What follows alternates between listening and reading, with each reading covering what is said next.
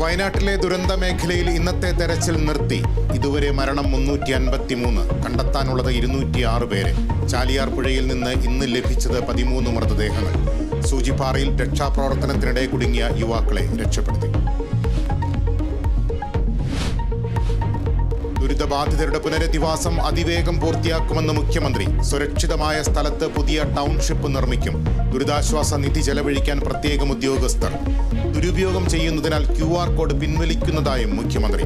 ദുരിതാശ്വാസ നിധിയിലേക്ക് സംഭാവന നൽകാൻ ആഹ്വാനം ചെയ്ത് VD സതീശൻ.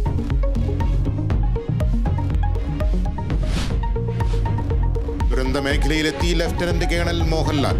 രക്ഷാപ്രവർത്തകർക്ക് അഭിനന്ദനം. ഒരുമിച്ച് ചേർന്ന് അവരെ സഹായിക്കുന്നു എന്നുള്ളത് വലിയ കാര്യമാണ്. അതിലെടുത്തു പറയാവുന്നതാണ് Indian army, navy, air force, fire and rescue, NDF, police, അതുപോലെ ഹോസ്പിറ്റൽ, ഡോക്ടേഴ്സ്, സന്നദ്ധ സംഘടനകൾ, സാധാരണ ലോക്കൽ ആൾക്കാർ.